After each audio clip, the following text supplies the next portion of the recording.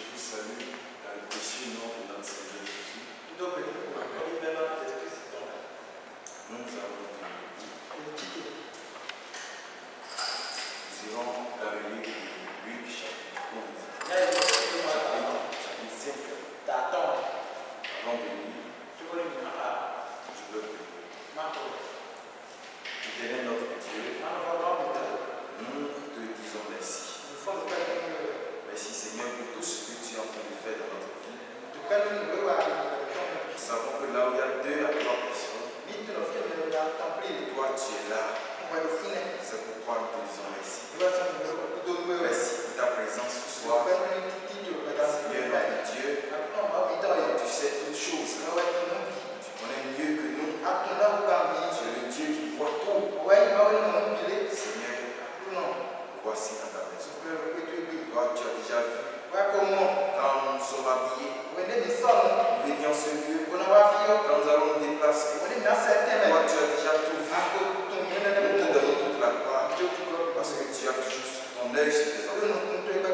Seigneur, nous remettons ce soir tes mains. Glorifie-toi, manifeste-toi. Utilise-moi comme il faut. Utilise-moi comme tu le veux. Édifie ton peuple. Que tous ceux qui veulent écouter cette prédication soient édifiés dans le nom de Jésus. Si parmi ces personnes, il y a des malades, des gens qui sont chargés par les soucis de ce monde, je prie que tu leur accordes la bénédiction, tu leur accordes la solution, que tu bénis chacun de nous, même tous ceux qui sont à la maison, tous ceux qui sont au loin, bénis-les pour la gloire de Dieu. Souviens-toi de tes enfants ce soir et manifeste-toi dans notre vie. Sois notre guide. Au nom de Jésus, nous avons. Luc chapitre 5, à partir du verset 1. Comme Jésus se trouvait auprès du lac de Génézareth et que la foule se pressait autour de lui pour entendre la parole de Dieu. Au bord du lac, 2 bacs d'où les pêcheurs étaient descendus pour laver leurs filets. Il monta dans l'une de ces bacs qui était à Simon. Et il le pria de s'éloigner un peu de terre. Puis il s'assit de la barque, il enseignait la foule. Lorsqu'il eut cessé de parler, il dit à Simon, avance en pleine eau et jetez vos filets pour pêcher. Simon lui répondit, Maître, nous avons travaillé toute la nuit sans rien prendre. Mais sur ta parole, je jetterai le filet. L'ayant jeté, il prit une grande quantité de poissons et le filet se rompait. Que Dieu nous bénisse. Vous pouvez vous asseoir. Mon sujet de ce soir est intitulé Sur ta parole. Sur ta parole. La parole de Dieu est vraie. Nous savons que la parole de Dieu est vraie. C'est une parole qui est entièrement vraie. Il n'y a pas de mensonge dans la parole de Dieu. Et quand Dieu parle, nous avons de l'assurance. Parce que c'est Dieu qui a parlé. Ce n'est pas un homme qui a parlé.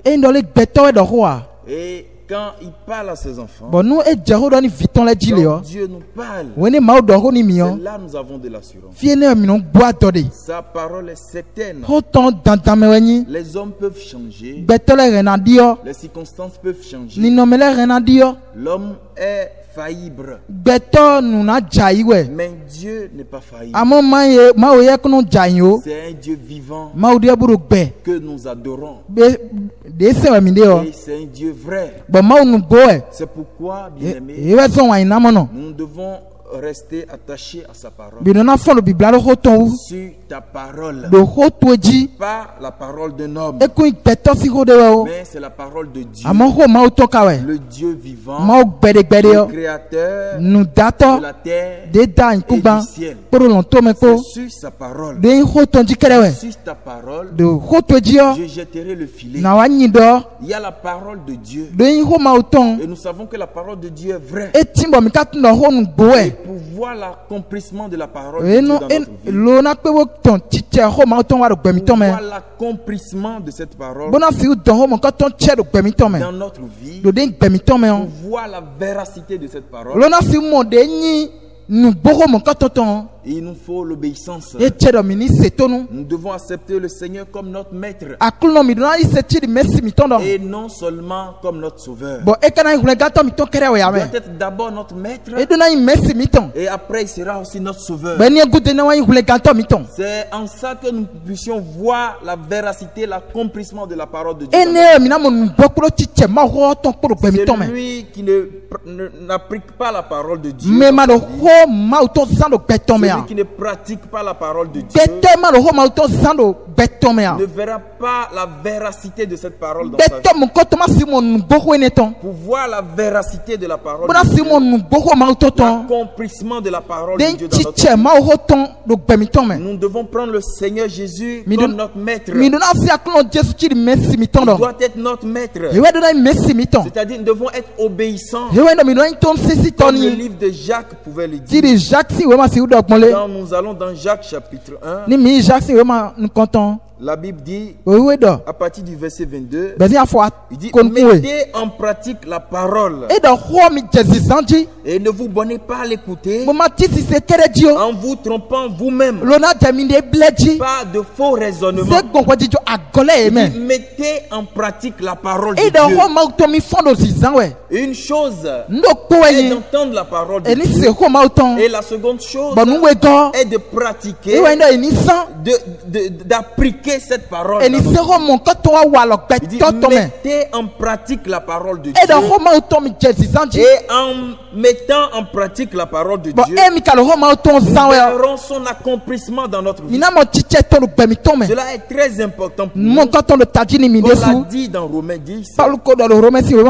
Il dit, comment croiront-ils s'il n'y a personne qui est envoyé? Il dit au verset 14, comment donc invoqueront-ils celui en qui ils n'ont pas cru? Et comment croiront-ils en celui dont ils n'ont pas entendu parler? Et comment entendront-ils parler s'il n'y a personne qui prêche? Et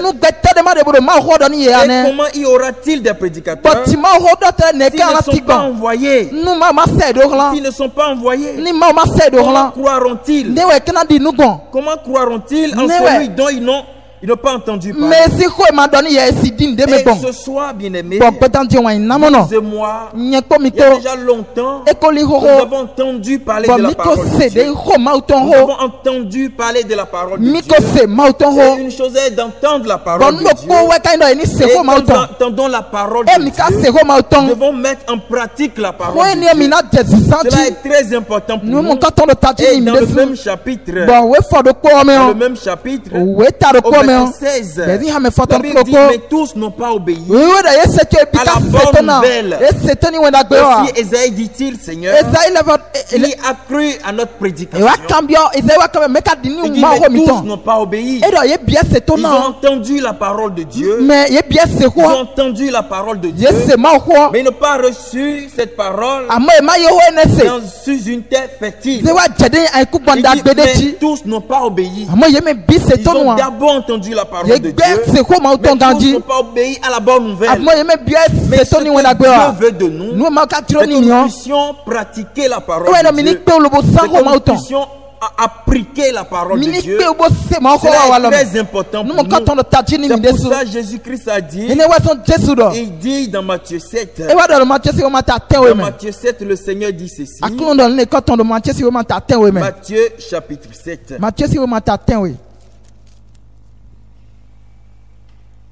il dit ceci,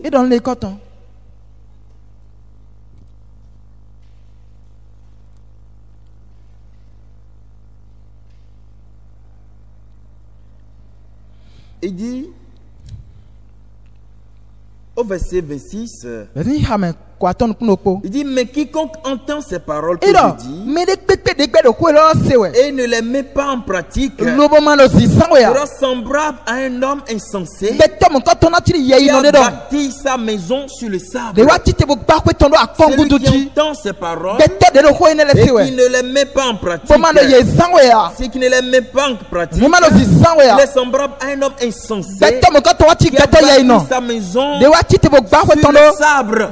Mais celui qui met la parole de Dieu en pratique, au verset 24, il dit, c'est pourquoi quiconque entend ces paroles que je dis et les met en pratique sera semblable à un homme prudent qui a bâti sa maison sur le roc. C'est pourquoi nous devons appliquer la parole de Dieu en toutes choses dans notre vie. C'est ce que le Seigneur attend de nous. Nous écoutons la parole de Dieu. Nous entendons la parole de Dieu. C'est ce que Dieu attend de nous. C'est que nous puissions pratiquer sa parole. Que sa parole soit une vie. Que sa parole soit notre vie. La vie que nous menions chaque jour. C'est ce que Dieu attend de nous. En tant qu'enfants de Dieu, nous devons être obéissants à la parole de Dieu.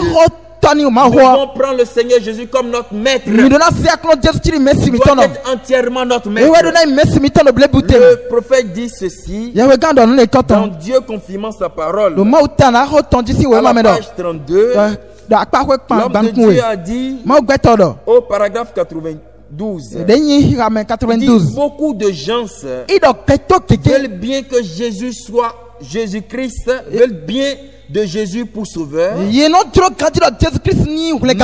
pas pour maître et Seigneur. Il dit Seigneur veut dire maître. Il dit nous avons tendance à dire Jésus, tu me sauves et tu me laisses me tenir en ta présence. Dit, cela me suffit. Et moi, je ferai mes petites affaires personnelles. Dis, ne te mêle pas de mes affaires. Je veux bien que tu sois mon sauveur, mais pas mon Seigneur. Mais lui veut être d'abord notre Seigneur, et alors il peut être notre sauveur. C'est ce que le Seigneur attend de nous. Mais beaucoup d'entre nous, nous aimons que le Seigneur soit notre sauveur. Et beaucoup de chrétiens aujourd'hui, ils prient le Seigneur pour leur désir personnel et non pour la volonté de Dieu. Mais ce que Dieu attend de nous, c'est que nous puissions pratiquer la parole de Dieu, avoir le Seigneur Jésus-Christ comme notre maître, notre Seigneur, et après quoi notre sauveur. Cela est très important pour nous. Et dans la vie, dans la marche chrétienne, dans la marche chrétienne, en tant qu'enfant de Dieu, dans cette marche, il faut l'obéissance. L'obéissance est très importante. C'est impossible à tout enfant de Dieu, aux enfants de Dieu que nous sommes, d'être agréable à Dieu si nous refusons d'être obéissants à sa parole. Nous ne pourrons pas être agréable à Dieu si nous refusons de garder les commandements de Dieu. C'est pourquoi il dit dans Jean 14, il dit ceci dans Jean 14, Jean 14 verset 15. Le Seigneur dit ceci, il dit si vous m'aimez, gardez mes commandements. Si vous m'aimez, gardez mes commandements. Et tout croyant doit aimer le Seigneur. Le Seigneur doit être au centre de sa vie. c'est ce que nous demande la parole de Dieu. Tu aimeras premièrement ton Dieu plus que toute chose. C'est ça la vie du croyant. Tu dois d'abord aimer Dieu. M'aimer, garder mes commandements. Et tout croyant doit garder les commandements de Dieu. Tu dois prendre le Seigneur comme son maître. Il faut appliquer la parole de Dieu. Pratiquer la parole de Dieu. C'est très important pour nous. C'est très capital pour nous. Tu dois aimer le Seigneur plus que tout. C'est la parole de Dieu. Tu dois aimer le Seigneur plus que ta femme, plus que tes enfants, plus que ton travail, plus que tout ce que tu disposes. C'est la parole de Dieu. Et quiconque aime le Seigneur, c'est la volonté de Dieu. C'est capital. Nous pouvons prendre le cas de Pierre. Dans la lecture de tout à l'heure, nous voyons Pierre a travaillé toute la nuit. Pierre a travaillé toute la nuit. Mais il dit à Dieu, Seigneur, nous avons travaillé toute la nuit sans rien prendre. Nous avons travaillé toute la nuit. Et aujourd'hui dans le monde, il y a beaucoup qui font des efforts pour trouver la solution. La solution se trouve en Jésus-Christ. Pierre a travaillé toute la nuit. Et il dit au maître, il dit, Seigneur, nous avons travaillé toute la nuit. Et il reconnaît que Jésus-Christ est maître. C'est pourquoi il a dit maître. Il reconnaît qu'il est maître. Un maître, c'est quelqu'un qui use de son autorité. Il dit maître. Cela est important. Très capital. Nous avons travaillé toute la nuit. Nous avons travaillé sans rien prendre. Nous avons cherché toute la nuit. Nous n'avons rien pris. Ça doit être le comportement de tout croyant. La persévérance. Pierre a persévéré. Il est en train de lancer le filet de gauche vers la droite. Mais il n'a rien pris. Mais malgré tout cela, il a persévéré. Il a continué de jeter le filet tout au long de la nuit. Nous devons persévérer dans la marche. Nous désirons vraiment frère à Dieu. Nous devons persévérer. Pierre a persévéré toute la nuit. Il a jeté le filet à gauche, à droite, mais il n'a rien pris. Mais malgré cela, il a persévéré jusqu'au petit matin. Et quand le maître est venu, il dit, va et jette ton filet. Lui qui avait déjà jeté le filet toute la nuit, sans rien prendre, il faisait comprendre au maître, nous avons jeté le filet toute la nuit, mais n'avons rien pris, mais sur ta parole, je jetterai le filet. Nous devons tout faire sur la parole de Dieu, parce que la parole de Dieu est vraie. Sur ta parole, Seigneur, je jetterai le filet, pas sur la parole des hommes. Les hommes peuvent dire que tu seras malade. Les hommes peuvent dire que tu mourras. Les hommes peuvent dire que tu finiras, que tu es. Mais moi, dans ton croyant, nous devons prendre la parole de Dieu. Nous devons prendre la parole de Dieu si nous désirons vraiment plaire à Dieu. Sur ta parole, je jetterai le filet. Il a jeté le filet. Et lorsqu'il a jeté le filet, Dieu a fait des miracles. Le miracle se trouve dans l'obéissance à la parole de Dieu. Pierre a d'abord obéi. Les poissons ne sont pas rentrés dans le filet en dehors de l'obéissance de Pierre. Avant que les poissons n'entrent dans le filet, avant que ce filet prenne beaucoup de poissons, Pierre a d'abord obéi. L'obéissance doit être capitale de notre vie. Nous devons obéir sur ta parole, pas sur la parole de l'homme. Soit ce que les hommes disent, c'est la parole de Dieu. Nous devons rester attachés. Et je vais encore lire ce que le frère a dit. À la page 18, toujours dans la même brochure, Dieu confirmant sa parole, au paragraphe 107, l'homme de Dieu dit ceci: vous n'avez pas besoin de la parole du médecin, Toi qui es malade depuis longtemps, comme comme cette femme qui saignait depuis 12 ans, elle a dit que cette femme, elle a dépensé tout ce qu'elle a pour pouvoir avoir la solution chez les médecins, chez les docteurs. Elle n'a pas trouvé la solution. Les docteurs peuvent lui dire en ce moment qu'il n'y a pas de solution. La solution se trouve entre les mains de Dieu. Il dit qu'on n'a pas besoin de la parole du médecin. Si le médecin dit qu'il a tout fait, qu'il a tout ce qu'il pouvait faire, c'est qu'il a fait tout ce qu'il a pu. S'il dit que vous avez un cancer, tu meurs, vous allez devenir aveugle, ou mieux, ou quoi que ce soit, tout cela n'a aucune importance. Ce que les hommes disent n'a pas d'importance dans la vie des enfants de Dieu. Ce que les hommes voient en nous n'a pas d'importance. Ce que Dieu dit n'a d'importance. Il dit ceci: si vous pouvez prendre la parole et vous approcher du buisson Adam, si quelque chose va se passer, Dieu confirmera sa parole chaque fois qu'elle est reçue sur le terrain adéquat. Ce dont vous avez besoin, c'est sa parole. Il la confirme, il la garde. Vous pouvez rester assuré qu'elle est la vérité. La parole de Dieu est la vérité. La parole que nous écoutons, c'est la vérité. Mais nous, en tant que croyants, nous ne devons pas rester liés à la parole d'un homme. Nous devons rester liés à la parole de Dieu.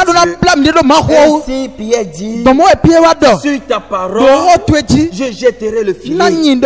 Tant soit ce que les hommes peuvent dire en ce moment, sur ta parole, bien aimé dans le Seigneur, quand Dieu parle, nous avons de l'assurance. Quand Dieu parle, le calme revient en nous. Quand Dieu parle, la peur disparaissent parce que Dieu a parlé.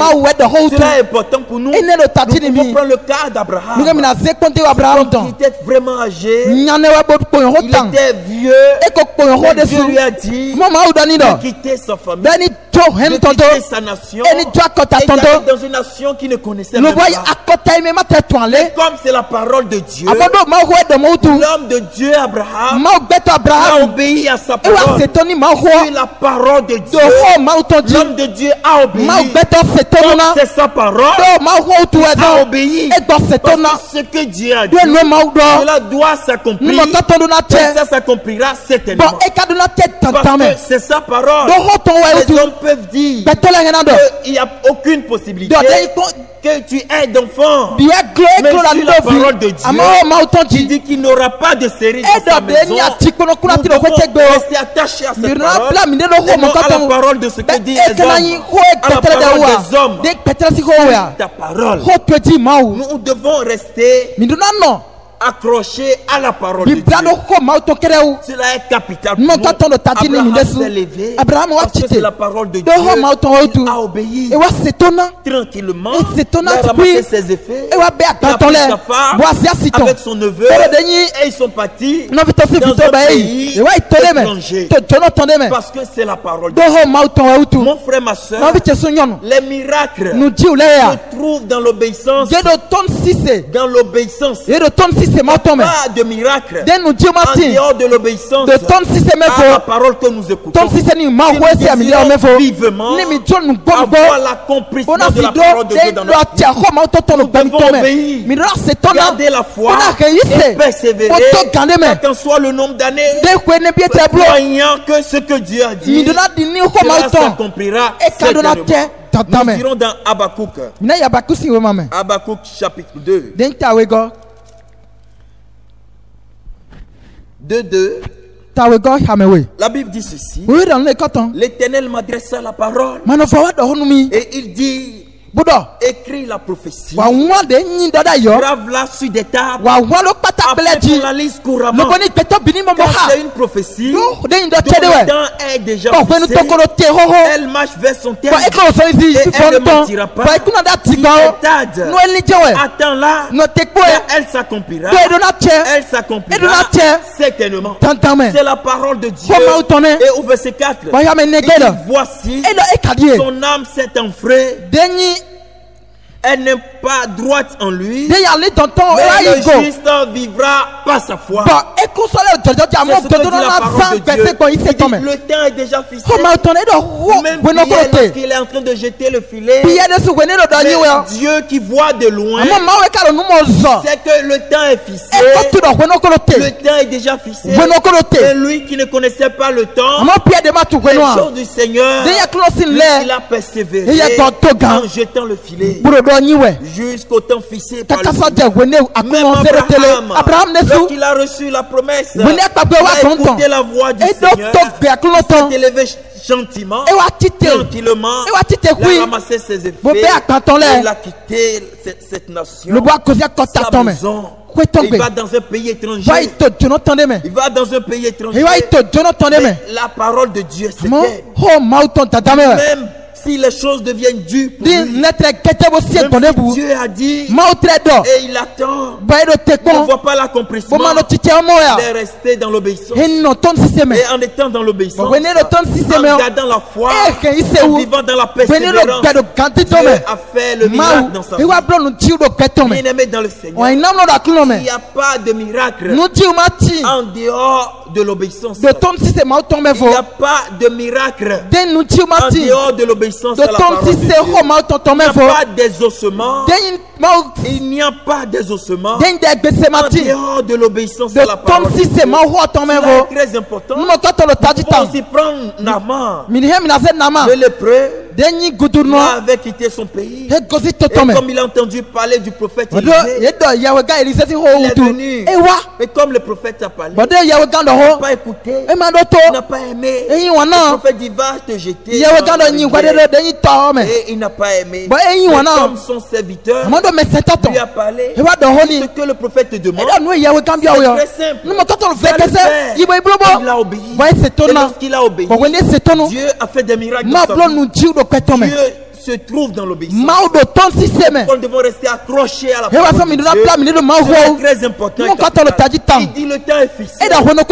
Quel qu'en soit ce qui se passe, quelles qu'en soient les circonstances, le temps est déjà fixé. La promesse de Dieu est déjà fixée. Il a dit dans Jean 14, il dit, je reviendrai vous chercher. C'est une promesse. Le temps est déjà fixé. Quelles qu'en soient les circonstances, quel qu'en soit ce qui se passe, en tant qu'enfant de Dieu, devons rester accrochés à la parole de Dieu. Devons dire, Seigneur, suis ta parole. C'est très important. Cela est capital. L'obéissance, c'est très important. Cela ne dépend pas de notre niveau. Cela ne dépend pas de nos circonstances, de nos difficultés. Mais suis ta parole. Suis ta parole. Je jetterai le filet. Mon frère, ma soeur, toi qui m'écoutes en ce moment, quelles soient tes difficultés, quelles soient tes situations, tes soucis, tes problèmes, parce que le temps est fixé. Le temps de Dieu est fixé. Quel qu'en soit ce que les médecins disent, quel qu'en soit ce que la famille dit, quel qu'en soit ce que les hommes disent, regarde à la parole de Dieu. Dit, je regarde aux choses invisibles et non aux choses visibles. C'est quoi les choses invisibles? C'est la promesse de Dieu. C'est la parole de Dieu. C'est la promesse de Dieu. C'est les choses visibles. C'est les difficultés de ce monde. C'est les larmes, les douleurs de ce monde. C'est le problème de ce monde. C'est pourquoi mon frère, ma soeur, toi qui m'écoutes en ce moment, quelle qu'en soit ta situation, et s'accrocher à la parole de Dieu. Et regardez cette veuve, la femme de Sarepta. Elle dit au prophète, il dit, il ne reste que une poignée de farine et un peu d'huile. Mon enfant et moi, nous allons manger. Après quoi nous allons mourir. Et elle s'attendait à la mort. Mais lorsque le prophète est allé le voir, il dit, prépare pour moi d'abord. Prépare pour moi d'abord. Mon frère, ma soeur, les problèmes, les difficultés de ce monde, tout ce qui t'arrive, ça ne dépend pas des circonstances, mais ça dépend de la parole de Dieu. Quels qu'en soient les problèmes, les circonstances dans lesquelles tu vis, quand tous tes problèmes, dans toutes tes situations, dans les moments difficiles, reste attaché à la parole de Dieu. Et cette femme, elle a obéi. Mon frère, ma soeur, nous devons être obéissants. Nous devons pratiquer la parole de Dieu. Cette femme a obéi, sachant qu'elle ne lui reste plus rien. Elle a obéi, parce que c'est la parole de Dieu. Quand Dieu parle, nous devons obéir. Et c'est dans l'obéissance que Dieu fera de grandes choses dans notre vie. Mon frère, ma soeur, le Seigneur nous parle. C'est pourquoi, sur ta parole, quel qu'en soit ce qui nous arrive dans la vie, nous devons retourner dans la parole de Dieu. Il y a plus de 365 promesses dans la Bible. 365 promesses. Dit fortifie-toi et prends courage. Qui nous dit seulement je te soutiendrai, je serai avec toi, je t'accompagnerai. Bien-aimé dans le Seigneur, le Seigneur il n'abandonne pas ses enfants. Quelles que soient les circonstances, quelles que soient les difficultés dans lesquelles tu te trouves, reste accroché à la parole de Dieu. Dis seulement sur ta parole.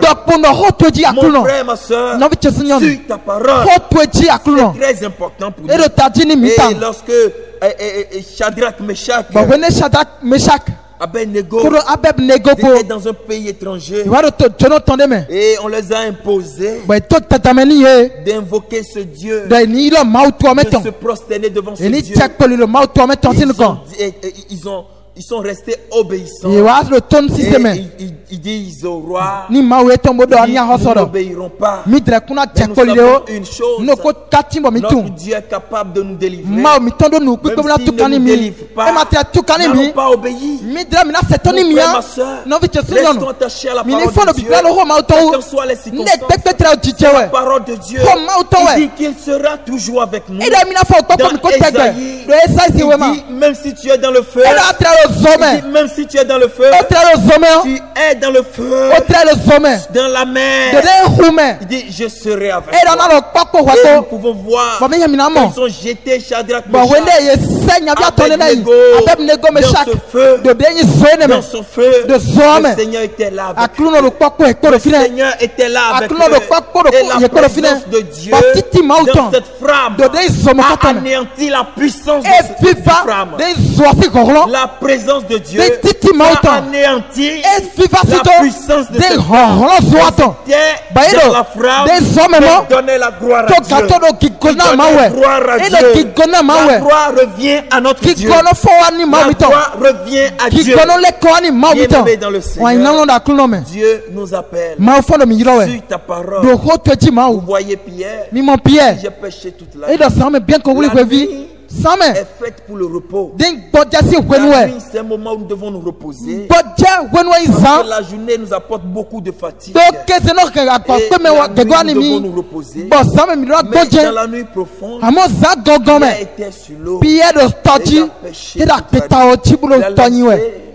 Il a lancé le filet, mais il ne trouve pas de poisson. Il a persévéré, il a continué de lancer. Mon frère, ma soeur, Pierre se tenait sur l'eau au milieu de la nuit. Peut-être qu'il avait un problème, peut-être qu'il avait un souci. Au milieu d'aller dormir, il était sur l'eau. Peut-être qu'il avait un problème. Personne ne le sait.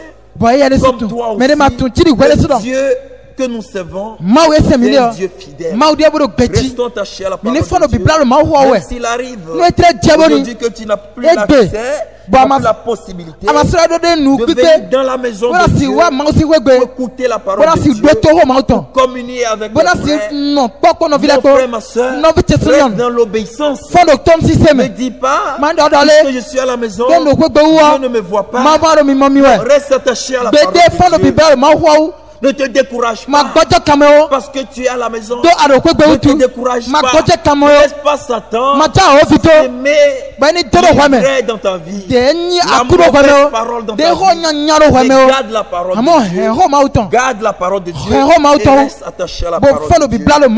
Nous dirons dans Pierre chapitre 2 à partir du premier verset au verset 5. La Bible dit ceci. Il dit à cause de cela,